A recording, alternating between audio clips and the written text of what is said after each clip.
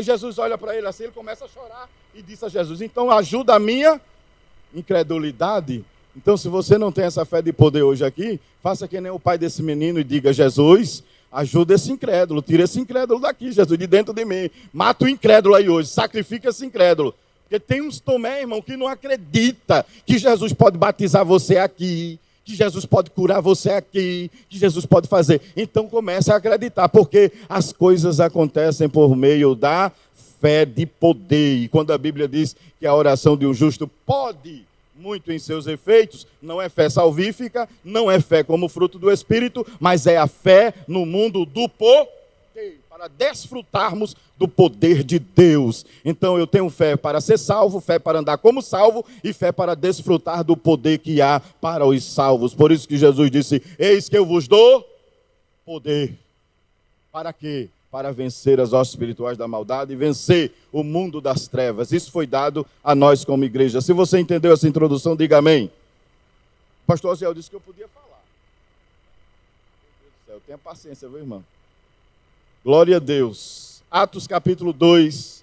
Então, entramos no mundo de poder. Estamos num culto de poder. Numa vigília de poder. Porque tem gente que pensa que a vigília de poder é somente aquela que a gente roda e pula e pinota. É nada, irmão. É a da oração. Quando a gente está orando, quando a gente está buscando, aleluia. O diabo não gosta de crente que ora. Atos 2, versículo 47. Eu gostaria de falar nesta madrugada sobre 4 aspectos importantes de uma igreja local.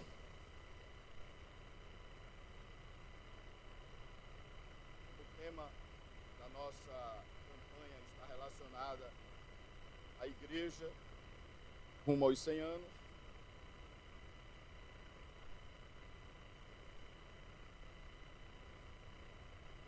Dois e 47 de Atos dos Apóstolos.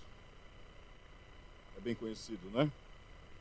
Louvando a Deus e caindo na graça de todo o povo, e todos os dias acrescentava o Senhor à igreja aqueles que se haviam de salvar. Muito bem. Dentro desse contexto, nós vamos observar que o capítulo de número 3, como estaremos falando de 4 aspectos importantes da igreja local, nós vamos observar aqui. Todo o capítulo de número 2, melhor dizendo, do livro de Atos dos Apóstolos, ele é um capítulo como um compêndio de resultados do que aconteceu anteriormente, desde o capítulo de número 1 e mais fatos anterior mesmo a ele. Porque a Bíblia tem 3 visões muito simples.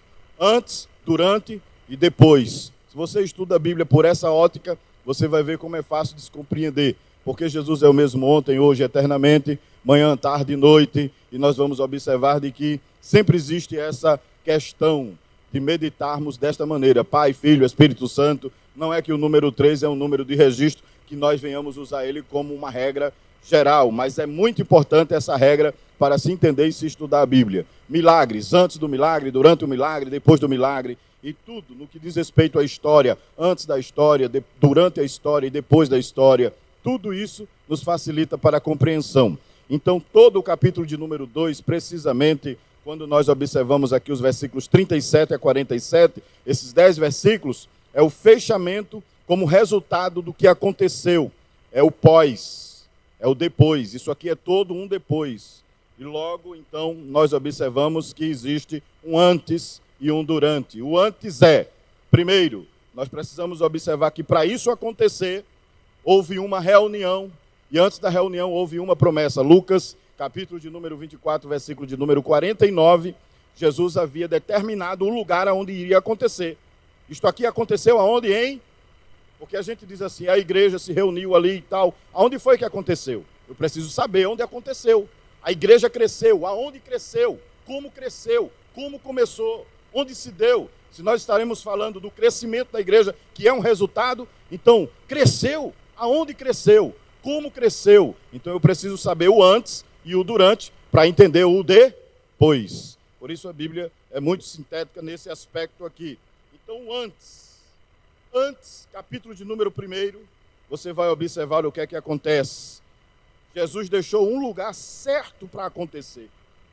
Jesus não estava deixando os discípulos a mercê. Então, o primeiro ponto aqui, o primeiro aspecto da igreja local é ela ter um local. Como estamos falando de igreja local, é importante ter um local. E Jesus quem estabeleceu o local. Atos capítulo 1, versículo 12 e 13, diz assim: então voltaram para onde? Para Jerusalém, do monte chamado das Oliveiras, o qual está perto de Jerusalém. E diz o contexto: a distância do caminho de um sábado. E entrando subiram ao cenáculo, onde habitavam Pedro e Tiago, e João, e André, e Filipe, e Tomé, Bartolomeu, Mateus, Tiago, filho de Alfeu, Simão, Zelote, e Judas, filho de Tiago. E nós vamos observar que todos estes perseveravam unânime em oração e súplica com as mulheres, e Maria, mãe de Jesus, e com seus irmãos. Então havia um lugar. A igreja local, ela precisava de um lugar. E esse lugar foi estabelecido por Jesus, não foi por ninguém, foi ele próprio que disse: olha, a igreja vai começar, a igreja local vai começar em Jerusalém. Ele disse onde iria começar a igreja local, o local. Lucas capítulo 24, versículo de número 49 e também o versículo de número 52. Vamos observar essa expressão aqui, só para que os irmãos tenham noção da veracidade do que as Escrituras nos ensinam. A igreja tinha um lugar. Lucas 24, e o versículo 49. E eis que sobre vós envio a promessa de meu Pai. Ficai, porém, aonde? Na cidade de Jerusalém, até que do alto sejais revestido de... Observe aqui que a palavra poder está como promessa, mas com promessa para a igreja local. A igreja poderia começar em Antioquia? Poderia, mas não ia, porque não foi lá que determinou.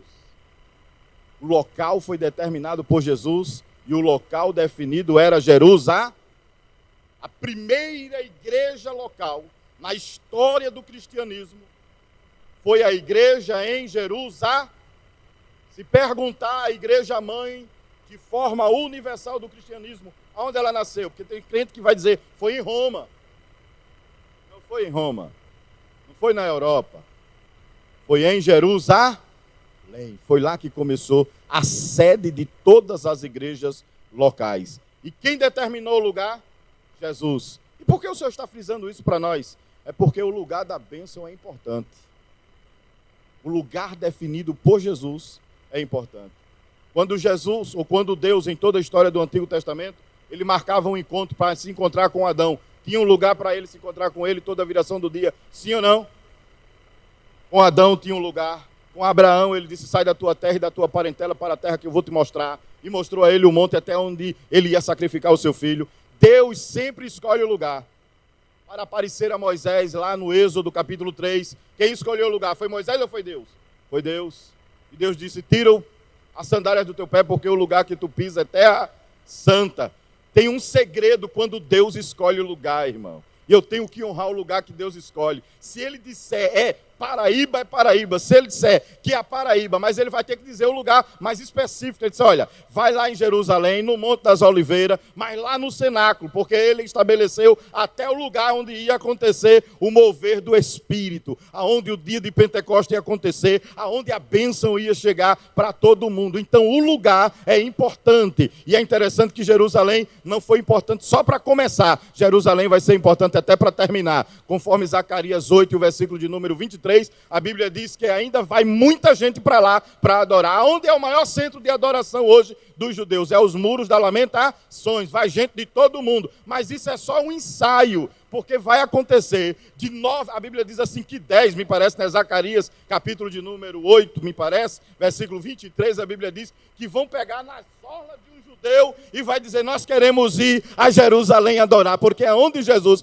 começou, é onde ele vai terminar, no que diz respeito à adoração durante o milênio, e quando a igreja na eternidade, no que diz respeito ao milênio, estará adorando Jerusalém, Jerusalém. Então ele disse, vai para lá, porque o meu poder vai descer lá. Jesus marcou um lugar, e Jesus marca lugar para acontecer na vida do crente alguma coisa. Primeira lição aqui nesta noite, se eu quero ver o poder de Deus, não é aonde eu quero, nem como eu quero, nem da maneira que eu quero.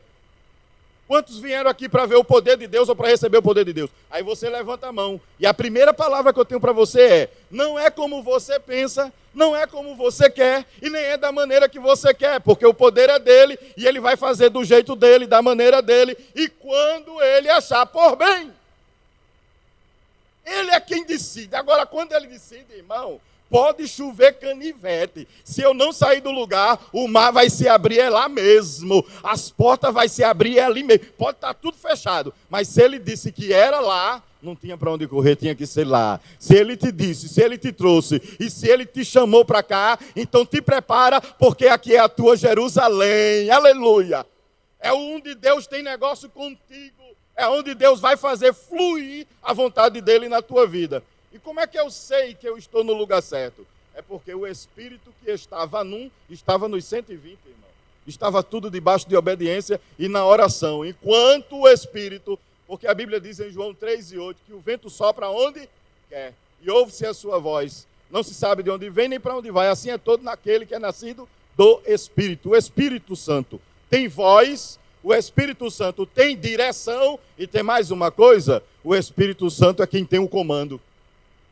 Porque ele é quem dá, ele tem voz para falar, ele tem direção, mas se ele não der o comando, tem que ficar lá. E Jesus disse, fica lá, até que do alto seja revestido de poder, versículo 8 do capítulo 1 de Atos, diz, e depois ser-me-eis testemunha. Depois, olha o comando, você vai para a Judéia, você vai para Jerusalém, Judéia, Samaria e até os confins da terra. Enquanto a voz de comando não for lhe ortogada, não saia do seu lugar. Levantando-te contra ti o espírito do governador, não deixa o teu lugar. Primeira palavra de Deus, à luz da palavra dele nesta noite, nesta madrugada é: eu te trouxe para abençoar, aonde eu determinei, tu vai ficar e espera a minha voz do comando, porque quando a voz de comando dele vier, aí você marcha. Mas enquanto ele não mandar marchar, você vai ficar paradinho, aleluia, esperando. Agora, quando ele der a voz de comando, irmão, por isso que é importante entender o lugar. Há um texto em Juízes, capítulo de número 17, que não é muito ruim quando um crente não tem direção, irmão. Veja lá que coisa ruim. Capítulo de número, Juízes. Havia um homem com muita qualidade chamado, não tem o nome, né? Na verdade era o levita, o jovem.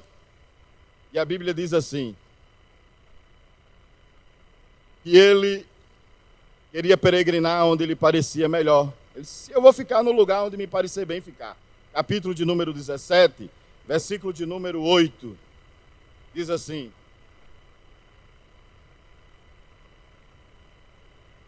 e este homem partiu da cidade de Belém de Judá para peregrinar onde quer que achasse comodidade. Ele não tinha direção, não tinha lugar certo. Ele apenas disse o seguinte, aonde eu chegar e eu ver que dá para ficar, eu fico. A gente não pode, pior não é nada, era a maior tribo de Israel. Ele era da tribo de Judá, uma qualidade tremenda que ele tinha. Mas ele disse, eu vou ficar onde me parecer, onde eu achar comodidade. Aí do outro lado, veja o que é que acontece. No mesmo versículo de número 8. Chegando ele, pois, à montanha de Efraim. Chegando ele à montanha de Efraim até a casa de Mica, seguindo o seu caminho. Disse-lhe Mica, de onde vem? E ele lhe disse, sou levita, qualidade de crente, de Belém de Judá, o lugar excelente de onde ele era. E vou peregrinar aonde quer que achar comodidade. Aí Mica faz uma proposta para ele. Diz, então fica aqui que eu vou te ser por pai, por sacerdote, sempre por pai, por sacerdote. Quem era Mica? Um ladrão. Quem era Mica? Um idólatra. Quem era Mica? Ele roubou a própria mãe, irmão. Nos versículos de número 1 até o versículo de número 3, ele roubou 1.100 moedas de prata da sua mãe. Ciclos de prata. Aí a mãe amaldiçoou o ladrão e disse, maldito seja quem me roubou. Aí ele, com medo da maldição, disse, misericórdia, eu vou devolver o dinheiro dela. Aí ele restitui a mãe. Aí a mãe, ele confessa o roubo, né? Aí a mãe pega ainda, dá uma parte do dinheiro a ele. Mas olha quem era Mica, com quem ele foi se ajuntar. E o perigo é grande quando nós não temos a voz de comando do céu, quando não temos a voz de comando do céu. Aí diz o contexto aqui, que ele chega lá e Mica olha para ele assim, diz, olha, ele é um bom crente, uma boa pessoa, eu vou oferecer um salário a ele, ele vai ficar aqui, e aí faz uma proposta, irmão, porque o diabo faz proposta.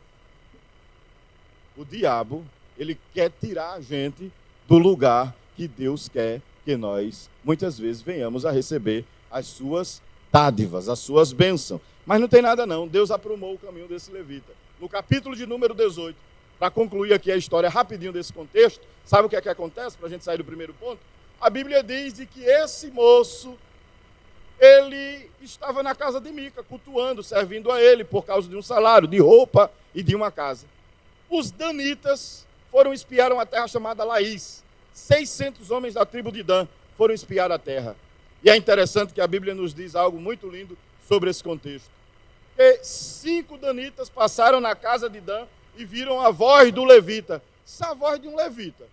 É uma voz do homem. Esse camarada tem uma voz de pregador. Esse camarada tem uma voz de sacerdote. Aí olhou, sentou com ele, lá no capítulo 18, versículo de número 3. Ou é o 5, deixa eu ver aqui. Versículo 3. E quando eles estavam junto da casa de Mica, conheceram a voz do jovem, do levita, e chegaram-se para ele e lhe disseram, quem te trouxe aqui? Olha a pergunta, 3 perguntas, numa só. Quem te trouxe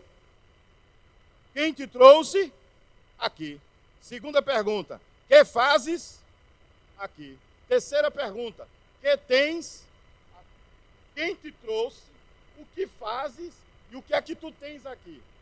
Aí ele olha assim, aí ele conta a história e os camaradas vão embora. Mas quando os camaradas voltam, capítulo 18, versículo 14 ao versículo de número 18 do contexto, os camaradas voltam e vai tirar ele da casa de Mica. E quando vai tirar eles de lá, a força que tira tudo. Aí ele vai, não faz isso não, rapaz. Tu está atrapalhando aqui o meu trabalho, rapaz. Eu estou ganhando um dinheirinho aqui, vocês estão dando... Não faça isso não. Aí os homens, os danitas, fizeram assim no versículo 18 do capítulo 18. Coloca a mão na tua boca. Fica calado aí, rapaz. E deixa a gente trabalhar. Porque o que te é melhor? Ficar aqui na casa desse pagão ou estar ministrando para toda uma grande casa? Aleluia, para uma nação inteira. Porque às vezes o que Deus tem é maior do que o que é oferecido. Então eu preciso saber que o lugar é importante. E Jerusalém é o lugar importante para você começar. O lugar é específico para você dar o passo principal para aquilo que Deus estará fazendo na tua vida. Jerusalém é um lugar de começo. Deus lhe trouxe aqui para começar, Deus lhe trouxe para Jerusalém para aprender, Deus lhe trouxe para Jerusalém para lhe ensinar, para lhe amadurecer, para depois ele dizer, eu vou soprar o vento e a voz de comando vai te direcionar para outro lugar. Então, nesta visão do contexto, eu preciso entender que o lugar é importante. Eu tenho que entender, porque se eu não entender, eu vou perder a bênção. E eu não posso sair por qualquer vento. Eu não posso ser levado por qualquer vento. Efésios 4 e o versículo de número 14. Não é? A Bíblia diz assim, que eram levados por todo o vento de doutrina. Então, crente pesado, irmão, vento não leva ele. Vou repetir. Crente que tem peso, não é qualquer vento que leva ele e que tira ele, não.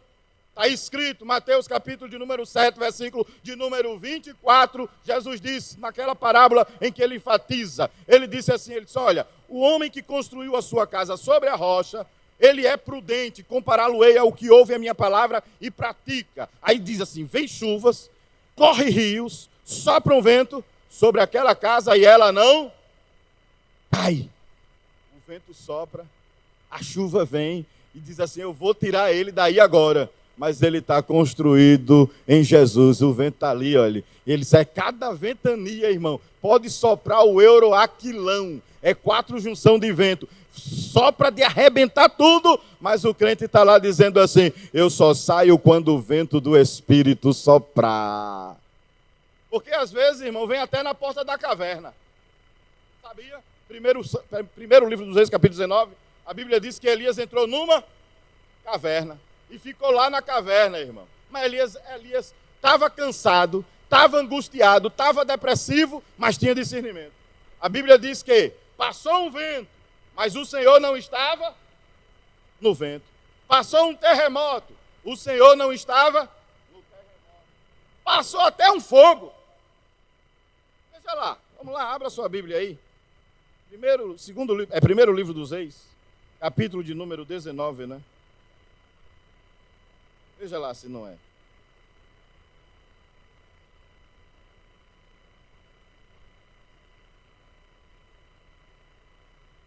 Até um vento passou.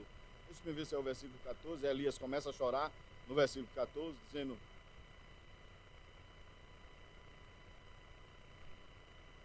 Versículo 9, ele entra na caverna. Versículo 12, vamos lá. Começa aqui, olha, observe. Versículo de número 11 em diante.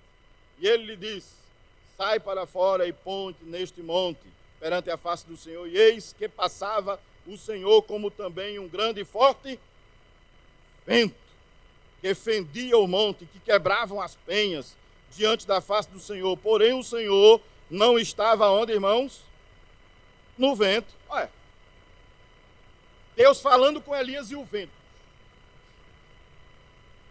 E às vezes Deus está falando conosco, mas o vento fica para desvirtuar. E eu tenho que saber se Deus está no vento ou não.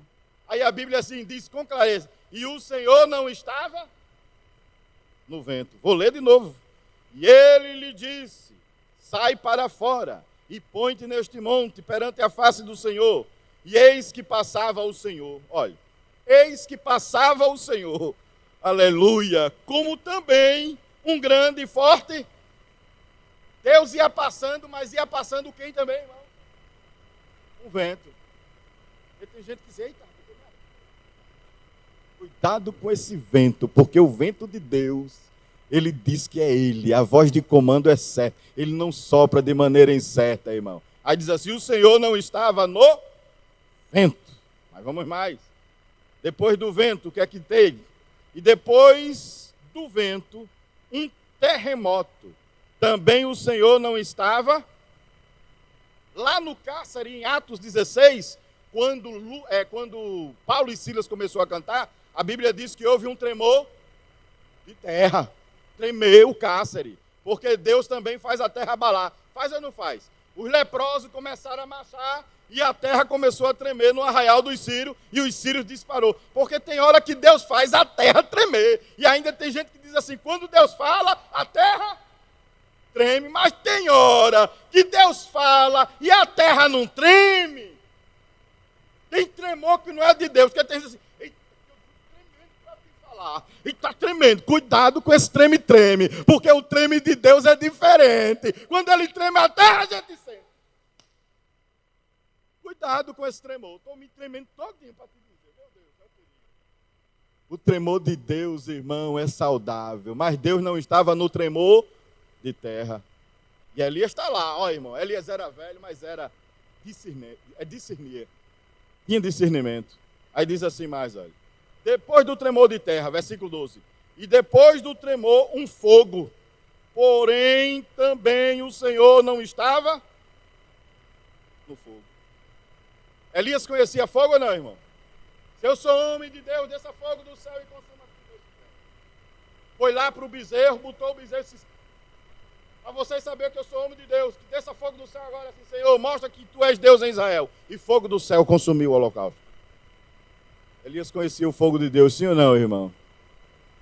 Aí o fogo passou na porta da caverna. Porque o crente, quando está na prova, irmão, vem tremor, vem vento, o diabo, sei lá se era o diabo, a Bíblia não diz que é o diabo, né? Mas eu vou dizer aqui que tem vezes que o diabo imita Deus, irmão, quer imitar Deus. O diabo quer fazer parecer que é Deus. Vou mandar um tremor, vou mandar um vento para ver se pega esse profeta, se tira ele do lugar. E o profeta, se entrou na caverna, só saia mesmo quando Deus mandar você sair. Não saia com qualquer vento, não. Fica lá, porque Deus, ele vai aparecer. Se o fogo, ele não aparece. Se no terremoto, ele não aparece. Se no vento, ele não aparece. Fica tranquilo, porque Deus sabe falar comigo e contigo quando estamos perturbados. A perturbação interna de Elias estava tão grande que Deus olhou e disse assim, para falar com esse profeta, eu vou ter que falar com ele na calma. Ele está precisando do quê? Um cicio suave. Eu fale com ele. Há uma Bíblia que diz assim, uma brisa suave. Deus soprou assim na porta da caverna. Camarada depressivo, angustiado, querendo morrer, pedindo a morte. Aí o terremoto vai confundir a cabeça dele. Vai com calma, porque ele está meio depressivo. Aí era como se Deus chegasse lá e disse: profeta, eu estou aqui para falar com você. Deus chega assim. Eu estava contando esse testemunho lá no sítio Mina. No sítio Mina, não. Lá no Tamanduá, no sábado. Eu contando uma experiência que eu tive quando estava tomando conta de uma empresinha pequena lá em Portugal. E é interessante de que num processo difícil, mas tão difícil, pastor Zé, que eu disse assim: meu Deus, atrasando, eu deixei de prestar serviço diretamente com a rede de supermercado e fiquei terceirizado. E aí foi uma luta tão grande, uma luta tão grande, que eu estava tão angustiado que não tinha voz que me alentasse. Aí eu peguei a carrinha e fui para debaixo do viaduto, porque se eu fosse para cima, o diabo estava botando na minha cabeça: joga essa carrinha daí, é uma vanete, joga essa carrinha daí de cima para baixo. Era, irmão, era essa o pensamento. Quando a gente vê aí muita gente, ou empresário tirando a vida, é porque o diabo fica ali em derredor. Eu nunca me esqueço disso. Aí eu parei a carrinha debaixo do viaduto e fiquei lá numa angústia na alma, e eu disse: meu Deus, faz alguma coisa por mim. Isso era quase meio-dia. Faz alguma coisa por mim, Jesus. Tu sabe atrasar do salário do pessoal, a minha responsabilidade, com tantas outras coisas. Eu disse: meu Deus, faz alguma coisa, Senhor. Faz algo por mim. Eu não tenho mais nem palavra para te dizer. Aí eu encostei a cabeça assim, irmão, no carro. Se viesse um terremoto, eu não ia entender o terremoto. Mas naquela tarde, o Senhor disse assim: eu tenho um anjo e tenho povo homem. E o Senhor bradou novamente, de uma forma bem clara: eu tenho corpos e tenho anjo. Eu disse: pronto. Eu creio, Jesus. Daqui a pouco o telefone, plim! O pastor, o missionário.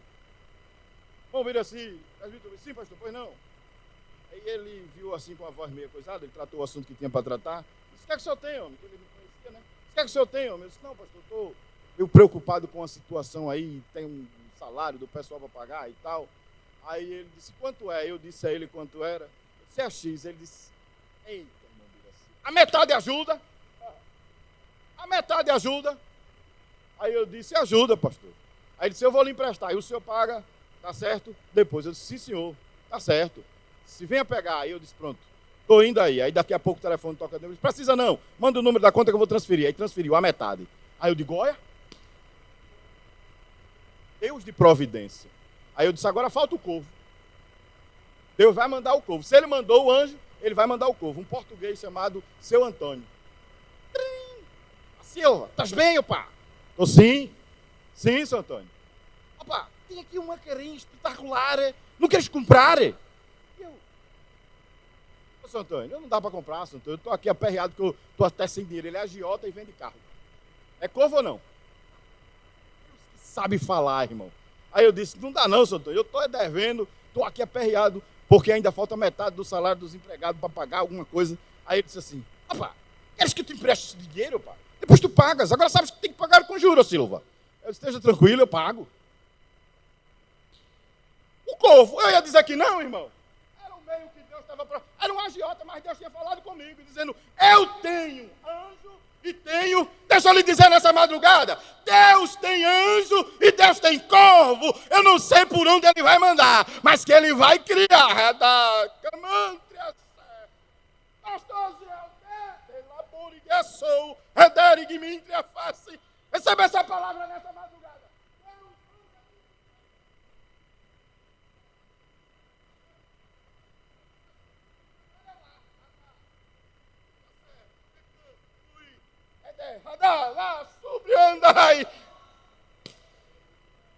Jesus está aqui.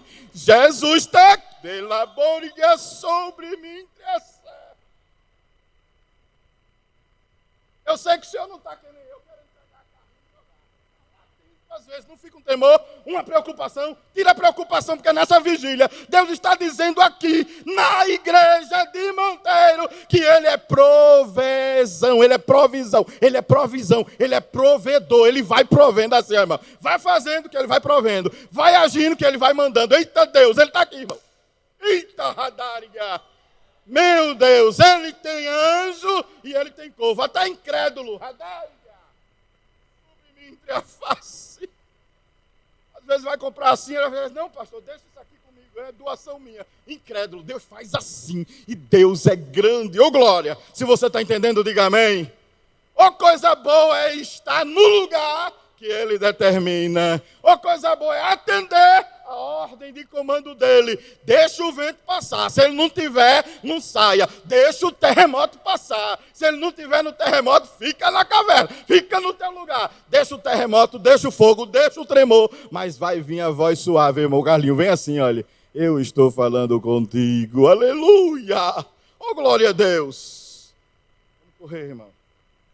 Primeiro ponto. O lugar é importante da igreja local. Por isso foi Jesus quem definiu. Por isso que cresceu. Não poderia ser em outro canto. Tinha que começar ali. O crescimento tinha que ser debaixo do nariz dos adversários. Você sabia disso? Porque aonde era o templo, irmão? Aonde era o templo? Jerusalém. Qual era a nata religiosa que estava? Aonde a nata religiosa estava? Jerusalém. Saduceu, fariseu, os grupos de Herodes, tudo estava lá. Jesus, tu não podia mandar a igreja crescer primeiro em Antioquia, ele disse, não, vai ser em Jerusalém, debaixo do nariz do inimigo. Aonde foi que Moisés cresceu? Aonde foi? Debaixo do nariz de quem queria matar ele. Foi assim ou não? Quando Deus quer envergonhar o diabo, irmão, o diabo disse assim, eu me lembro que quando eu vim para Monteiro, alguém chegou e disse assim, ele vai morrer, Deus usou o presbítero, eu nunca me esqueço. Ele disse assim, alguém disse assim, ele vai morrer naquele deserto. Eu estava numa prova lá na Alemanha, já tinha até tido acidente porque tinha desobedecido, estava que nem Jonas, fugindo. Aí quando eu chego aqui, né, Deus já tinha falado comigo fortemente, aí quando eu estou aqui, Deus usa o presbítero, o Romerito, disse assim, eu ali atrás, ele aqui na frente, aí disse assim, alguém disse assim, vai perecer naquele deserto, mas eu me trouxe aqui para abençoar. Aí não abençoa mesmo, irmão, porque até desempregado eu comprei casa. Meu Deus, como ele é fiel. Dá uma vontade de marchar. Meu, dá uma vontade assim. É vigília, é noite de poder. Se você crê que Jesus está cá e faz coisa grande. Quem sabe alguém disse assim. Os teus adversários disseram assim. Vai morrer. Isso não é de Deus, não. Não vai dar certo, não. Mas fizeram tanta praga e Deus está te dizendo hoje aqui. É em Jerusalém que eu vou te abençoar. Eu vou mostrar que eu vou fazer. Alguém disse assim, desiste, rapaz, vai dar errado. Muda, bota o teu negócio não sei para onde. Deus está te dizendo nesta madrugada, é aqui em Jerusalém que eu tenho ainda algo na tua vida. Glória a Deus. E é debaixo dos teus adversários, do nariz dos teus adversários, que eu vou te abençoando, Moisés. E Moisés cresceu, irmão. Quem deu de comida a Moisés? Quem vestiu Moisés? Quem alimentou Moisés? Quem queria matá-lo? Vai entender como é que Deus faz as coisas. Vai compreender como é que Deus trabalha. Então o lugar é importante quando ele define, quando ele determina, quando ele decide. Não se preocupe, ainda que Herodes tente matar o menino, porque Jesus estava lá em Jerusalém e o Cristo do Herodes disse assim, vou matar todos os meninos. Aí Deus disse, José, pega o menino e sai, porque quando a ordem de comando vem, irmão, vem dizendo, vai, te ausenta um pouquinho daqui. E só volta quando ele morrer. E depois que ele morreu, Jesus voltou para cumprir as profecias bíblicas, porque Jesus é tremendo. Glória a Deus! Agora tem que ser como ele quer, do jeito que ele quer. Estou no lugar, mas não é como eu quero. É como ele quer. Estou no lugar, mas não é no meu tempo. Eles ficaram lá em Jerusalém orando até chegar o dia de Pentecostes. Aí quando chegou o dia assim, aí veja lá em Atos, tem data marcada. Você crê que Deus tem data marcada? Eita, Deus tremendo. Ele está aqui. Eita, glória a Deus. Meu Jesus. O lugar é importante. Quando ele determina, quando ele define. O lugar é importante. Mas ele é quem determina o tempo, viu? E como vai fazer? Como é que vai ser? Fica lá. Como é que vai ser o poder? Como é que vai acontecer o poder? Não. Vocês só fazem orar e depois um vento veemente, como é ele quer. Aí o vento, Atos capítulo 2, né? Mas ver, como é que diz o versículo 1? Como é que diz? Cumprindo-se o dia, eu estou no lugar, mas o tempo é meu. Eu estou no lugar, mas é da minha maneira. Eu estou no lugar, mas a maneira é dele e o tempo é dele. Mas e o inimigo? Não se preocupa, porque se ele disse que era lá, é lá que vai acontecer, debaixo do nariz de todos os inimigos. Aí diz o texto, cumprindo-se o dia. A gente fica pegando a Bíblia nos seus detalhes assim, eu fico pensando, mas Jesus, tem dia determinado também. Porque ele disse assim, vai lá para Jerusalém, até que é do alto. Ele não disse qual era o dia. Porque a coisa difícil é Deus falar com a gente, mas ele não diz dia, ele não dá mês. Tem hora que ele diz, mas tem hora que ele fica calado com ele. Ele usou Eliseu e disse no capítulo 7 do segundo livro dos Reis, no segundo livro dos Reis, capítulo 7, amanhã vai ter comida, por essas horas. Mas tem dia. Disse a Abraão, no capítulo de número 15 do livro do Gênesis, versículo de número 14, não é, se não me foge da memória, ele disse, olha, daqui a 400 anos, veja, tem hora que Deus dá o tempo, né, irmão? Ele diz, mas tem hora que ele só vai mostrar a visão, dá o sonho e mais nada. Veja lá, Gênesis, eu acho que é Gênesis 15. Tem hora que ele diz o tempo. E o versículo 14.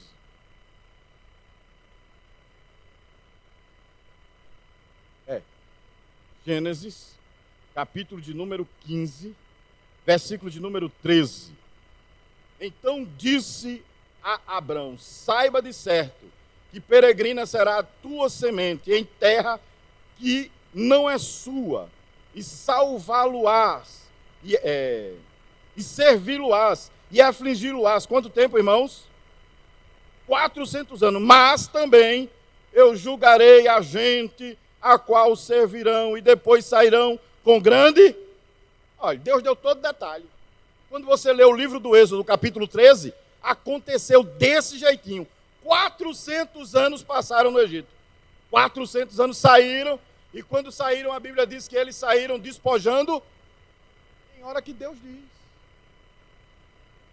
Disse a mulher de Sunem, Eliseu disse, daqui a um ano você vai ter um filho. Disse a Isabel, daqui a um ano você vai ter um filho. A Zacarias.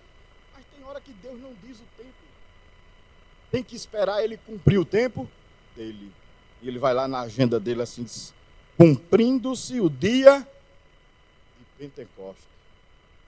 Você crê que tem um dia que Deus vai cumprir? Está marcado na agenda. E o senhor sabe, irmão Bira, assim, sei te dizer não, qual é o dia não, viu? Mas deixa eu te dizer uma coisa. Ele está dizendo assim, ei, eu já tenho o dia certo na minha agenda. Você crê que ele já tem o dia de se encontrar com alguém?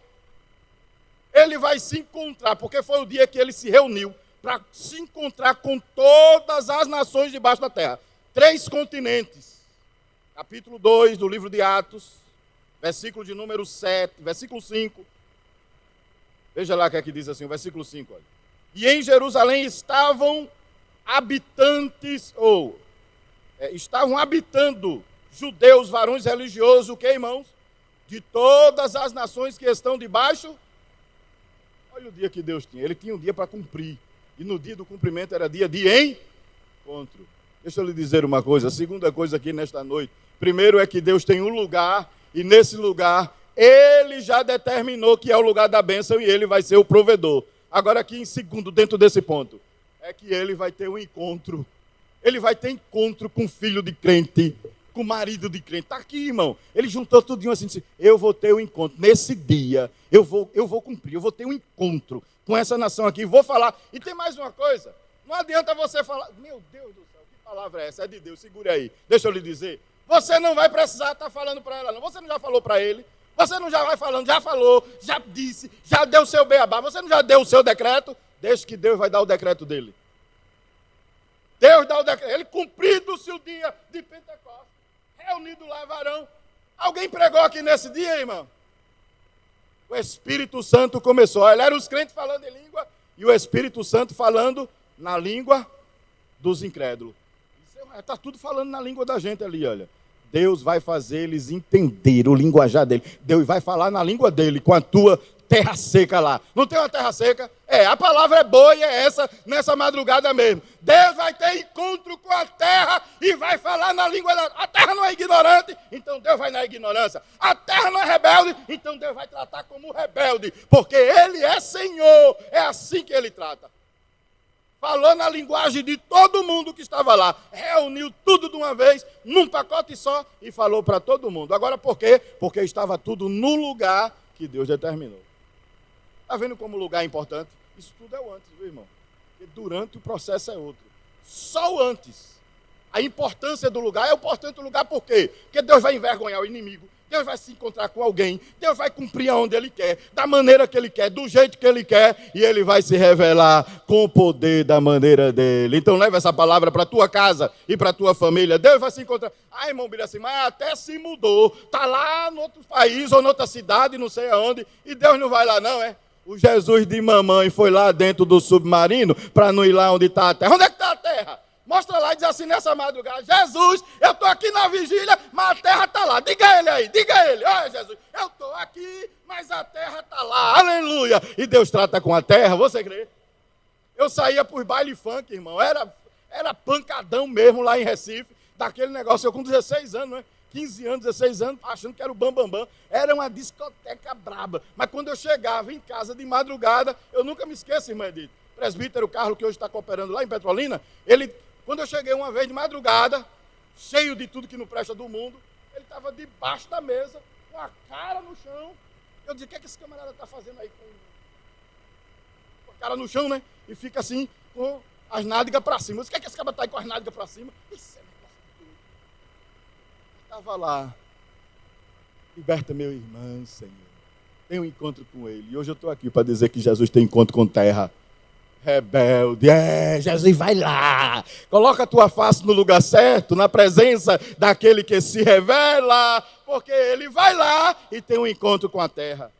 Você crê que Jesus está tendo encontro nessa madrugada? Eita, Deus grande, Jesus tem encontro. Jesus tem encontro nas madrugadas, viu, irmão? Com filho de crente, em sonho, redere a sé. Eu estava pregando num culto de mocidade ali em Arco Verde, o pastor Genival, meu sogro, ele lembra disso, eu acho. Eu estava pregando e eu disse assim, num culto de domingo, eu disse: Jesus vai ter encontro com jovens na cidade de Arco Verde. E antes que o congresso comece, Deus vai começar a salvar jovens, viu, pastor? Aí eu disse a ele assim no púlpito, né? E me segurei, eu disse: meu Deus, eu disse, voltei assim, e eu disse: e vai ser antes do congresso. Faltava poucos dias para o congresso de jovens. Eu trabalhava na Chinerai e eu estava morando com o meu sogro nessa época. O presbítero Robson conhece. Aí eu, quando cheguei da Chinerai, tinha um jovem conversando com o pastor. Aí o jovem Tony, hoje é diácono da igreja lá. Aí ele chorando, o olho veio. Acho que o presbítero conhece o diácono Anthony. Conhece. Aí ele chegou lá, sentou-se na cadeira, com o pastor Genival chorando. Aí o pastor olhou para mim assim, eu saudei, que era a hora do meu almoço, né? Aí ele: pai do senhor, irmão Biraci. Eu disse: pai do senhor, pastor. Aí ele disse: eu estou conversando com esse jovem aqui, que ele vem entregar a vida para Jesus. Aí eu: olha, diga de Deus. E depois ele disse: como foi, meu filho? Aí eu tive que parar a hora do almoço para ouvir o testemunho. Sabe qual foi o testemunho dele? Ele disse: eu vim aqui, irmão, porque essa noite eu vi uma serra elétrica bem grande, vindo para o meu encontro e me cortava no meio. E eu dizia que eu tinha que aceitar Jesus. Aí eu vim correr aqui na casa do pastor e entregar a minha vida para ele, para ir não morrer sem Jesus, porque vinha a serra me encerrar no meio. Eita, Deus de encontro. Já pensou como é que Deus se encontra? E hoje Anthony está lá, irmão, e no outro dia, na hora do almoço de novo, que eu chego, está lá Anthony. Mas ele não está sozinho, está com quem? Com o primo dele. Aí começou a levar outro. Eu disse: meu filho, de novo. Ele disse: é porque o meu primo ficou com medo também e quer entregar a vida a Jesus. Irmão, Jesus faz cada coisa. Deixa eu te dizer, ele vai ter encontro com a terra e vai falar na língua da terra. Ele vai falar na língua da terra. Ele não é rebelde, é do jeito dele que Deus vai falar com ele. Oh, glória a Deus. Meu Deus do céu. Peraí, irmão, vou correr, porque senão a gente não ora mais um bocadinho, tem que orar mais. Segundo ponto. Ministério. Primeiro, o lugar. A igreja local tem que ter um lugar. Mas a igreja local tem que ter um ministério. Jesus não deixou um ministério de 12 apóstolos, de 11, mas faltava um. Aí antes de começar mesmo a igreja, ele disse: não, a gente tem que ajeitar o ministério. A gente tem que arrumar o ministério. Capítulo 1, versículo de número 16, ao versículo de capítulo 1, versículo 15 a 26. Aí eles se reuniram e disseram assim: não, a gente precisa ajeitar o ministério, à luz da palavra e sob oração. Ele cita 2 textos dizendo isso.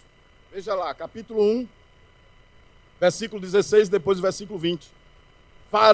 Varões e irmãos, convinha que se cumprisse as Escrituras, que se cumprisse a Escritura, que o Espírito Santo predisse pela boca de Davi acerca de Judas, que foi o guia daqueles que prenderam Jesus. Versículo 20.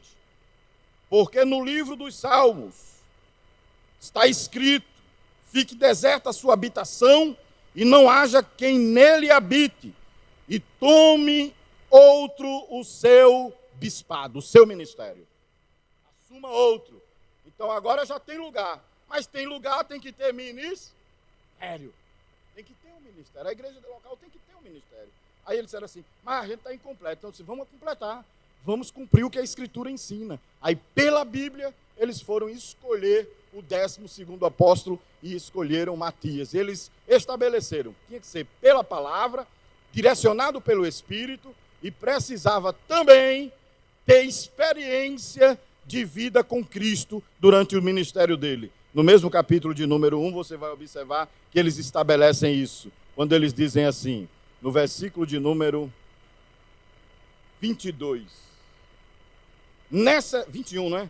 É necessário, pois, que dos varões que conviveram conosco todo o tempo em que o Senhor Jesus entrou e saiu dentre nós, 3 anos e meio e mais um bocadinho. Ele está dizendo, para tomar parte nesse ministério, tem que conhecer a irmã. Eu vou usar o ditado, né? Tem que conhecer a irmã. Se tem a irmã, não entra, não. Aí ele disse assim, tem que ter todos os padrões, de 3 anos e meio. Tem que conhecer o ministério. Tem que saber de tudo isso aqui, de como é que Jesus... A gente não vai perder tempo ensinando a um camarada, porque tem ministério por aí, irmão, que é só gente novo, é tudo, nem cumpriu o tempo ainda, e nem nada. Igreja local, para ser saudável, tem que ter um ministério saudável. E aí ele disse assim, não vai botar novo convertido não, porque senão vai estragar o negócio. Ele tem que ter pelo menos 3 anos e meio. Tem que ter vivido, tem que ter experiência, tem que ter bagagem, tem que ter peso. Porque se colocar um ministério fraco, a igreja vai ser fraca. E eu louvo a Deus. Esse outro dia eu estava orando a Deus e uma das coisas que eu me preocupo é não ser um elo fraco no ministério e na igreja, porque é muito ruim quando um obreiro é elo fraco, quando o ministério é fraco. Não dá. E o ministério mais forte começa em casa. E aí eu ficava olhando para a minha casa, para depois olhar para o ministério na igreja. Eu digo, Jesus, no dia que eu não tiver ministério em casa, me arranca do público. Mentira, eu não quero estar aqui. Se meu filho, se a minha filha, se a minha esposa que estão ali, eu não sei se o outro está por aí, né? Pelo menos veio. Uma está apagada lá, já acho. Se não me vê um crente e um obreiro, para mim não presta. Eu sou o primeiro a me reprovar. No dia que a minha esposa olhar assim para mim e dizer, não está com condição não. Eu não presto para a igreja. No dia que meu filho olhar para mim assim, eu não presto para a igreja. Se eu não prestar para dentro de casa, eu não presto para a igreja. Infelizmente, o que está acontecendo de uma avalanche por aí, irmão, de gente que não tem nem tempo, aí bota assim, eu sou pastor presidente, eu sou pastor e não sou o quê, não sei o quê, não sei o quê, e a igreja sofrendo. Nunca vi tanto escândalo no meio religioso, no meio gospel, no meio cristão. Olha, você acorda e a primeira notícia do dia, escândalo para os crentes. Quando você vai para o meio-dia na hora do almoço, escândalo. Quando você vai de noite, escândalo. E se deixar é só escândalo, escândalo, escândalo. Não foi a igreja que Jesus constituiu, porque a igreja que Jesus constituiu é uma igreja de ministério saudável. Jesus, ele deu à igreja um ministério saudável. Ele deu 12 apóstolos saudável. Mas o diabo vai colocando as artimanhas dele, as coisas dele. Mas Jesus vai ter um encontro na terra, nesses últimos dias, irmão. E vai colocar muita muitos que estão no caminho errado, no estreito assim. Jesus vai apertar. Eu, quando era muito jovem ainda, ouvi assim. O Senhor dizia assim: vou eu balançar a figueira e muitos vão cair. Irmão, e fruto podre, e fruto ruim. Você não se escandalize não, porque vai cair. E vai cair de enxurrada, irmão. Mas vai cair mesmo de enxurrada. E é Deus dando uma sacudida e uma balançada. Porque o que Ele tem para fazer, e eu não digo somente a nível estadual não, eu digo a nível nacional. Jesus vai dar um abalo para limpar, para fazer o que Ele quer. Da maneira que Ele quer. Ele sai assim, irmão. Tem hora que Ele dá um vento assim, olha, para arrumar tudo. Porque a igreja é dele, é rumo ao centenário. E é claro que estamos falando a nível de convenção no que diz respeito ao evento. Mas o tratar de Deus nesses últimos dias é a nível nacional e por que não dizer a nível mundial. Ele vai tratar, porque existe muita coisa que ele precisa limpar. E ele disse assim, antes de organizar o ministério dele, a primeira coisa que ele fez foi lá em João 15. Se vós já estáis limpo pela palavra que vos tenho falado. E na última noite dele, ele lavou os pés de tudinho. Aí Pedro disse assim, Senhor, lava também a minha cabeça. Ele disse, não precisa lavar tudo, basta lavar os pés. Somente homens de pés limpos e mãos limpas e consciência limpas vão estar assumindo púlpito com verdadeiras e autênticas palavras. Deus não vai estar dando nada dele a ninguém. Oh, glória a Deus. Não vai, irmão, Deus não dá. Vai ser uma mensagem oca, vazia, que tem tido muitas vezes por aí. Porque Jesus não dá para a igreja dele, ele só dá pasto verdejantes a quem está com os pés lavados pela palavra. Fora isso, ele não dá. Vivem somente de aparência. Guarda o teu pé quando entrares na casa do Senhor. O ministério local é importante. Então é necessário saber, debaixo da autoridade espiritual, de quem eu estou, para quem eu vou. Se essa autoridade espiritual está debaixo da autoridade divina, então a bênção de Deus vai estar sobre a minha vida. Glória a Deus. A palavra que não é muito boa de se falar não, e às vezes tem gente que não tem coragem de falar, mas eu estou falando a Bíblia, então a Bíblia tem que ser falada. Amém, irmãos? Glória a Deus. E a gente, quem tem ouvido, ouça o que o Espírito diz à igreja. E a igreja de Monteiro é uma igreja matura, ensinada, então sabe muito bem disso. Então, logo, o ministério eclesiástico da igreja local é importante. 4 princípios básicos importantes numa igreja local. Primeiro, o lugar de reunião, quando Deus define, quando Deus estabelece. Segundo, o ministério da igreja local. Quando tem um ministério saudável, a igreja é saudável e cresce. E quando não tem saúde, eu vou dizer a você uma coisa. Jesus tem uma besotacil bem grande assim, irmão. Ele é quem dá saúde. Você sabia que Jesus dá saúde? Aí, às vezes, pastor, tem gente que diz assim, quando entrega assim, não dá não, não sei o quê. Às vezes é Jesus limpando. E um obreiro que eu conheci ele, um diácono, que um dia ele fez uma oração, que até um pastor, eu perto dele assim, o pastor disse, ora assim, mas não, meu irmão. Ele orou assim, né? Ele disse, Senhor, leva esses crentes tribulosos para bem longe, esses obreiros tribulosos para bem longe. Aí o pastor estava na hora, que não era de lá da nossa convenção onde estava, né? Aí o pastor disse, meu irmão, pare de orar assim, pelo amor de Deus. E o irmão, o diácono, disse, mas por quê, pastor? Aí ele disse assim, porque o senhor ora assim, não dá destino a ele, aí Deus permite, o infeliz vai lá para onde eu estou. Então não ore assim mais não. Ore para Jesus mudar ele aqui, para ele não ir dar trabalho a outro lá. Porque aí ora assim, Senhor, manda esse tribuloso para bem longe. Aí Deus vai e manda lá. Ora assim, tira ele da congregação e manda para a congregação Betel. Olha, para aí que prova. Deus não deixa não. Então logo a gente tem que orar sabendo que Deus, Ele trata, viu irmão? Ele limpa, Ele cura, Ele apura. Se tem doente, Ele é o bom samaritano que vai lá para a estalagem, cuida, tira as feridas, se foi espancado, se foi roubado, se foi prejudicado, e está às vezes no ministério ali, como quem está quase que morto, como lá do homem do capítulo 10 de Lucas, e o versículo 30, caído à beira do caminho, Jesus tem bálsamo na mão do bom samaritano, para limpar as feridas, colocar remédio, porque às vezes tem, irmão, obreiro que precisa de remédio. Porque tem gente, tem obreiro que é nem Pedro. O camarada disse, eu vim te prender, Jesus. Aí ele pegou a espada na orelha do soldado. E tem obreiro que só sabe cortar como é que a ovelha vai ouvir, abençoado? Deixa a orelha dele lá no lugar. Não corta a orelha não. Se com duas ele já não está ouvindo direito, imagine com uma. Aí Jesus pegou assim, Pedro, rapaz, faz isso não. Deixa a orelha de Malco aí, porque ele precisa ouvir bem. Então Jesus ainda ajeita o ouvido de obreiro, porque eu tenho obreiro que eu não ouço ninguém, eu não vou escutar ninguém. Aí chega Jesus e usa alguém que começa a falar com ele, aí diz assim, é quem está na igreja, eu falei tanto, ele nunca veio. Mas veio agora, o pastor fulano falou e ele está aí. É Deus curando, irmão. E tem gente que fica, quando o pastor estava, nunca veio. Deixa, porque tem uns que quer cortar a orelha de veio. Deixa, abençoado. Mas tem uma língua maior do que mudar. Nunca veio. Chegou o pastor, eita, meu Deus do céu. Mas recebe, aí tem nada não. É a palavra de Deus, é para a gente comer mesmo, que aí sai de, nunca veio. Mas chegou um pastor novo, agora é direto. Deixa, e é melhor não é melhor ele aqui? Deixa cuidar a orelha dele, deixa limpar as feridas dele, deixa colocar ele aí, porque depois Jesus usa ele. Amém, irmão? Jesus trata os doentes. Ele é o Senhor desse rebanho. Ele é o Senhor dessa igreja. E é tão bom quando ele cuida, sabe, irmão? Porque aí ele ouve, ele limpa assim, ninguém não corte não a orelha dele, não. Deixa a orelha no lugar, glória a Deus. Porque tem um logo que quer fazer que nem Pedro e João. João e Tiago, né? No capítulo 9 de Lucas, e o versículo 60, diz, Senhor, essa raça não presta não. Tu quer que desça fogo do céu e consuma tudinho aí? Olha como ele é pentecostal. Jesus, calma, rapaz, não é assim não. Acalma o negócio. Não sabeis de que espírito sois? Vós.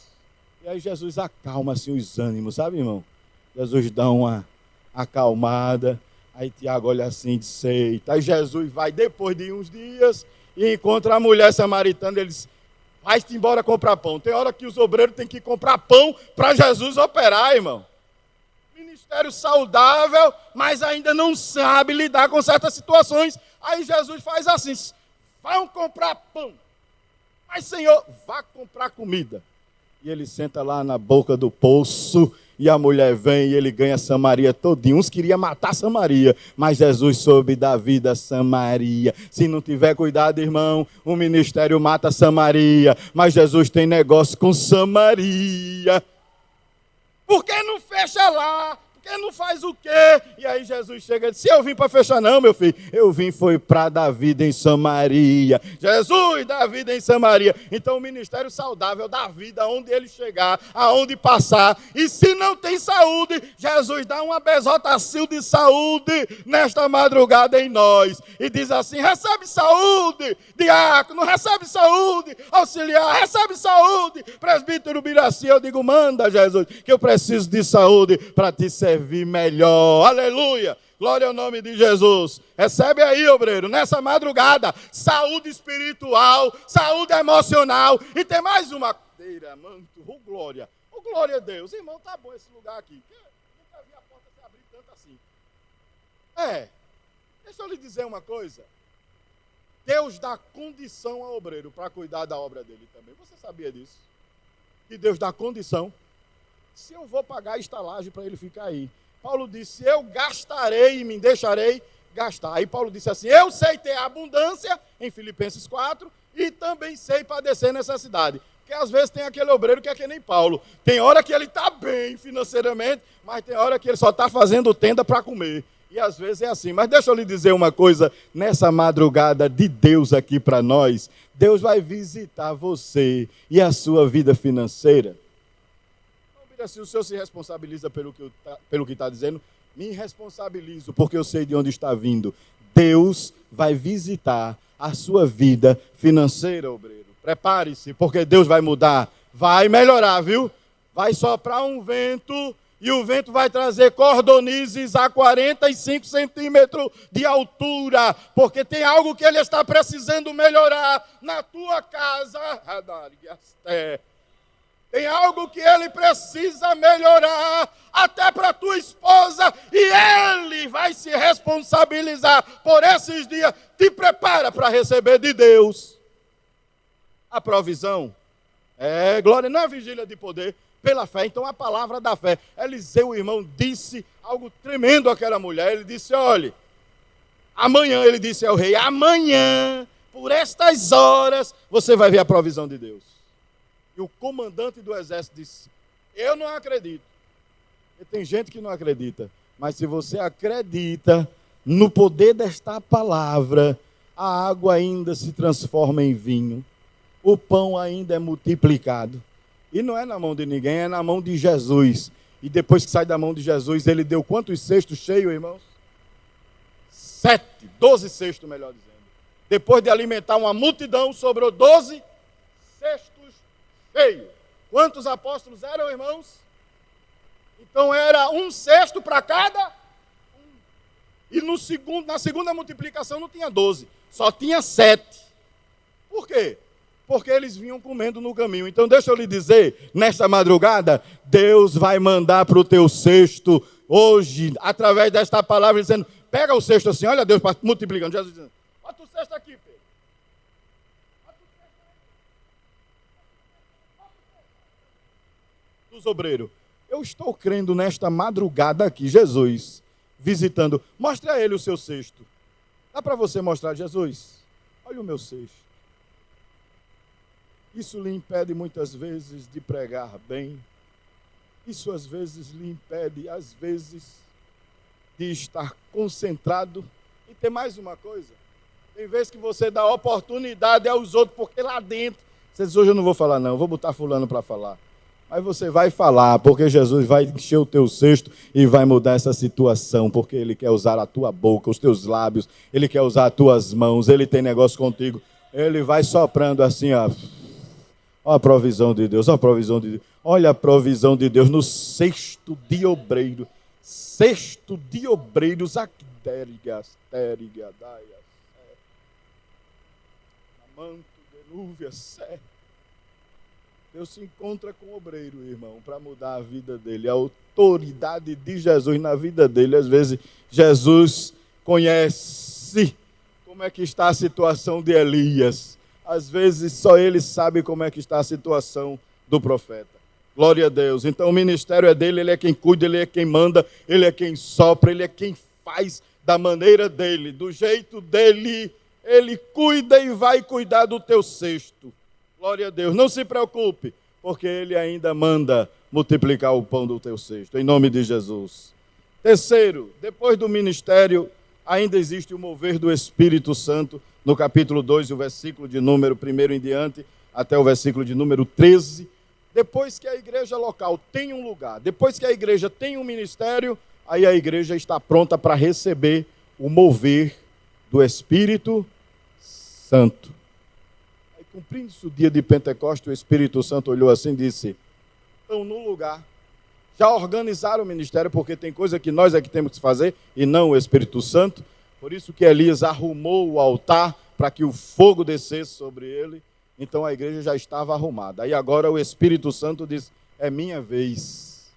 Olha o mover do Espírito, irmão, ele sopra e vem de cima, um vento que soprou de cima para baixo, desceu, e encheu a casa. O mover do Espírito não pode ser somente num lugar da igreja local. Ele encheu a todos. A igreja local em Monteiro. Então o Espírito que opera aqui é o Espírito que tem que operar lá na Betel. O Espírito que sopra aqui tem que soprar na Emanuel. O Espírito que sopra aqui tem que soprar lá na zona rural. Não pode ser diferente. É o mesmo, porque está no mesmo lugar, no mesmo ministério e com o mesmo mover do Espírito. E aí, sabe por que muitas vezes não está acontecendo o mover do Espírito em algum lugar? É porque estão saindo do padrão do Espírito e do ministério. E por não estar, aí o Espírito não opera lá. Mas se der lugar, o Espírito que batiza aqui, batiza lá na congregação também. Porque senão os crentes vão dizer, eu só vou para a sede, porque Jesus batiza lá na sede. Não, eu só vou para Jerusalém, porque Jesus só está batizando lá. Não, Jesus batiza lá, batiza aqui e batiza em todo canto. Jesus cura lá, cura aqui. Porque tem vezes que crente fica pensando assim, não, a melhor congregação de Monteiro, a melhor isso. Não, irmão, é uma só. E o Espírito é um só. Agora tem que dar lugar ao Espírito e ao mover do Espírito. Porque tem crente que fica para lá, para cá. Eu vou correr atrás do Espírito, porque ele hoje está lá na sede, eu vou correr atrás. Não corra não, meu filho, porque o Espírito que lhe pega aqui para lhe aprumar é o mesmo Espírito Santo que pega para aprumar lá. Aí você diz, eu vou lá na sede porque ninguém me vê, e eu não vou ser repreendido e não vou ser aprumado lá. Aí você vai lá para a congregação, o Espírito Santo lhe apruma lá. Aí foge de lá e diz, eu vou para a sede. Aí chega na sede, o Espírito Santo lhe apruma aqui também. E tome aprumação, e tome nível, e tome prumo, porque o Espírito é o mesmo lá e o mesmo cá. Glória ao nome de Jesus. E o Espírito Santo continua operando, porque ele não mudou. É o mesmo ontem, o mesmo hoje e eternamente. Se ele levanta jovem aqui, então ele levanta jovem lá também. Se ele salva aqui, ele salva lá também. O Espírito Santo continua salvando. O mover dele, porque tem gente que quer dizer como o Espírito. Eu vi uma vez o pastor Oswaldo lá de Alagoas dizendo que alguém que diz assim, eu vou fazer a agenda da semana na igreja. Aqui é dia tal da libertação para o Espírito Santo libertar. Dia tal, ele disse, pelo amor de Deus. Aí ele disse, aqui não tem agenda. Ele dizia lá, a agenda aqui é do Espírito Santo. Ele, se ele quiser, liberta na terça. Se ele quiser, liberta na segunda. Se ele quiser, batiza na quarta. Se ele quiser, batiza na vigília. Se ele quiser, ele cura na quinta. Se ele quiser, a agenda da igreja, quem tem domínio é o Espírito Santo. Tem gente que fica seguindo somente o mover de tal lugar. Aí fica escolhendo, definindo o lugar. E o Espírito Santo não trabalha dessa maneira. Por fim, para concluir, porque o tempo já manda parar, não é? Ministradores da palavra. Tem que ter os ministradores. Capítulo 2, versículo 14. Depois do mover do Espírito Santo, aí Pedro se levanta para pregar a mensagem bíblica, autêntica. E quando ele levanta para pregar, estavam todos ali para ouvir. Então, nesta madrugada, entendamos isso. O Espírito Santo define o lugar da bênção, ajeita o ministério, o Espírito Santo move-se na igreja e, por fim, ele levanta pregadores para pregar. E eu creio que nesta madrugada Deus está ampliando e melhorando aqueles que pregam e aqueles que ainda não pregam. O Espírito Santo pode visitar nesta madrugada e dar a capacidade de pregar. Se você entendeu, diga amém. Não sei quantas horas.